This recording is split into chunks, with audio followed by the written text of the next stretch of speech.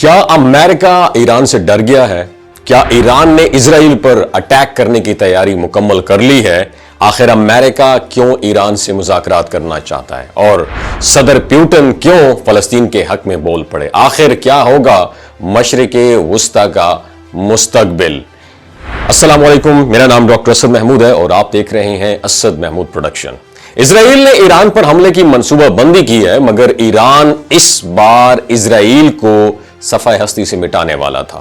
دنیا کی سانسیں جیسے بالکل سٹک ہو کے رہ گئی تھی۔ ایک ایسی گھڑی تھی جب ایک فیصلہ کروڑوں انسانوں کی قسمت کا رخ جو ہے نا وہ موڑ سکتا تھا۔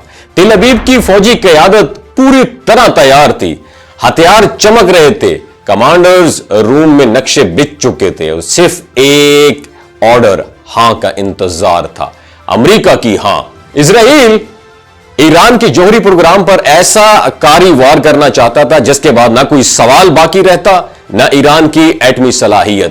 But the problem was that کہ ایران خاموش رہنے والا دشمن نہیں ہے۔ اگر اٹیک ہوتا تو جوابی وار کی آگ صرف تل ابیب تک محدود نہ رہتی، وہ آگ پورے خطے کو جلا کر راکھ کر سکتی تھی۔ اور جہاں پر سیم اسی لمحے پر آ کر سین چینج ہوا اور تاریخ نے ایک بار پھر چونکا دیا، کیونکہ امریکی صدر ٹرمپ جنہیں دنیا ایک اگریسو اور ایک ان ایکسپیکٹڈ لیڈر کے طور پر جانتی ہے، اچانک ایک ایسے موڑ پر رک گئے جہاں باقی سب آگے بڑھنے کو بے تاب تھے۔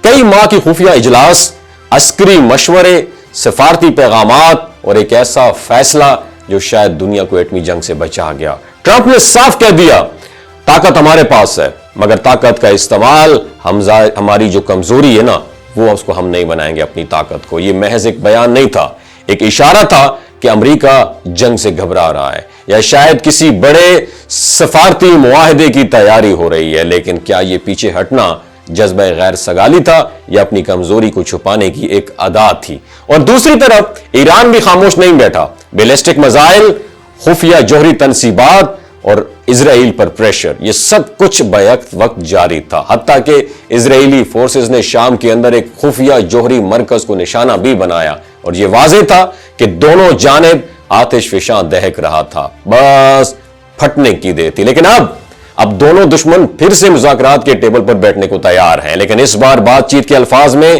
تلخی چھپی ہوئی ہے، مسکراہٹوں میں سازش ہے اور امن کے داموں میں دھمکیوں کی بو آ رہی ہے۔ اور اگلی نشست کہاں پہ ہوگی؟ روم میں ہوگی۔ عمان ثالثی کرے گا اور ایران پہلے کہہ چکا ہے کہ وہ کسی دباؤ میں جھکنے والا نہیں ہے۔ اس بار معاہدہ صرف ایک پیپر پر دستخط نہیں ہوں گے بلکہ طاقت کے توازن کا نیا تعین ہوگا۔ وہی ٹرمپ جو 2018 میں ایران کا جوہری معاہدہ توڑ چکے تھے، اب اسی میز پر نیا سمجھوتا چاہتے ہیں۔ مگر سوال یہ ہے، اگر بات چیت ناکام ہو گئی تو پھر کیا ہوگا؟ کیا ٹرمپ اپنی پرانی روش اپنائیں گے یا اس بار پھر ایران ایسا جواب دے گا جو پوری دنیا کو جھنجھوڑ کے رکھ دے گا؟ ادھر غزہ کی گلیوں میں خون بہتا رہا، سفارتکاری کے کاغذی امن کے دوران بھی اسرائیلی بمباری جاری ہے اور بچوں کی چیخیں، ماؤں کی آہیں، خیموں میں مقید لاچار زندگی اور دنیا کی پراسرار خاموشی، یہ سب جاری ہے۔ جب اسرائیلی حملوں میں 21 جانیں ایک لمحے میں ختم ہو گئی تو کوئی قرارداد نہیں آئی، کوئی اجلاس نہیں بلایا گیا۔ اب روس بھی میدان میں آ چکا ہے۔ حماس کے ہاتھوں رہا ہونے والے رشین جو سٹیزن ہیں، شہری ہیں، ان کی رہائی پر صدر پیوٹن نے براہ راست حماس کا شکریہ ادا کیا اور فلسطینیوں کے ساتھ تعلقات کو مزید گہرا کرنے کی اناؤنسمنٹ بھی کر دی۔ اور یہ سفارتی قدم صرف ایک شہری کی رہائی نہیں ہے بلکہ امریکہ اور اسرائیل کے لیے ایک طاقتور پیغام ہے کہ یہ دنیا اب دو انتہاؤں کی طرف، دونوں طرف سے پیک پر پہنچ گئی ہے۔ ایک طرف تباہ کن جنگ ہے اور دوسری طرف بکھری ہوئی سفارتکاری ہے۔ اگر امن کے اس نازک توازن کو، بیلنس کو نہ بچایا گیا تو شعلے صرف مشرق وسطی نہیں بلکہ پوری انسانیت کو لپیٹ میں لے لیں گے، کیونکہ یہ صرف جنگ نہیں ہوگی، یہ انسانیت کی آخری چیخ ہوگی۔ اور اب دنیا ایک بار پھر دہلیز پہ کھڑی ہے، اسی پہ دروازہ کھولیں تو مذاکرات کا حال ہے، بند کریں تو جنگ کی دھاڑ ہے۔ یہ وقت ہے فیصلے کا، لیکن سوال یہ ہے فیصلہ کون کرے گا؟ امریکہ جو ہر بار طاقت کا تماشا دیکھ کر پیچھے ہٹ جاتا ہے، اور ایران کرے گا جو خاموشی میں لپٹے طوفان کی طرح وقت آنے پر سب کچھ بہا لے جاتا ہے، یا وہ معصوم چہرے کریں گے جو گولوں کی شور میں روتے روتے خاموش ہو گئے، دھوئیں میں لپٹا ہوا آسمان کرے گا یا ملبے کے نیچے دبے خواب کریں گے، یا خیموں میں سسکتی ہوئی زندگی یہ فیصلہ کرے گی۔ یہ سب چیخ چیخ کر پوچھ رہے ہیں، سیاست بچ جائے گی تو کیا انسانیت مر جائے گی؟ شاید امن کی آخری امید کسی میز پر رکھ کے ایک قلم میں چھپی ہوئی ہو، یا شاید کسی بٹن کے نیچے دبی ایک انگلی ہمارے کل کا فیصلہ کرنے والی ہوگی، کیونکہ اب بات صرف اسلحے کی نہیں ہے، اب صرف انسانیت کی سروائیول کی ہے۔ اگر آج دنیا نے عقل سے فیصلہ نہ لیا تو کل مورخ صرف یہ لکھے گا انہوں نے سب کچھ بچا لیا سوائے انسانیت کے۔ آپ اس بارے میں کیا رائے رکھتے ہیں؟ کامنٹ سیکشن میں اپنی رائے سے ضرور آگاہ کیجیے گا۔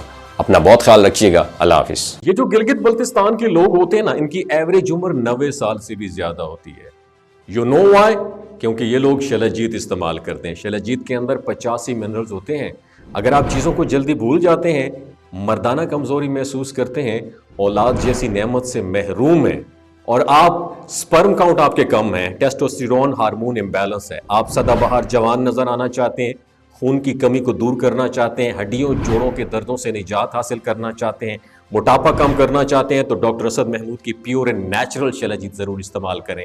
ایک بات آپ نے دماغ کی کھڑکیوں کو کھول کے اپنی سننی ہے، ہمیشہ آرگینک اور قدرتی چیزوں کا استعمال کریں، کیمیکل والے فوڈ سپلیمنٹ خدا رہا استعمال نہیں کرنے۔ اگر آپ ڈاکٹر اسد محمود کی پیور اینڈ نیچرل شلجیت کو آرڈر کرنا چاہتے ہیں، نیچے دیے گئے نمبر پر واٹس ایپ کریں۔ 3 باتوں کا خیال رکھنا ہے: ہائی بلڈ پریشر میں مبتلا افراد، خواتین جو پریگننٹ ہیں، اور 15 سے 20 سال کی جو نوجوان نسل ہے جو غیر شادی شدہ ہیں، اپنے سیکشول پاور کو بوسٹ کرنے کے لیے استعمال کرنا چاہتے ہیں تو ڈاکٹر کی ایڈوائس کے بغیر استعمال نہ کریں۔ باقی سارے لوگ بے دھڑک گرمی اور سردیوں میں استعمال کر سکتے ہیں۔ اپنا بہت خیال رکھیے گا۔ اللہ حافظ۔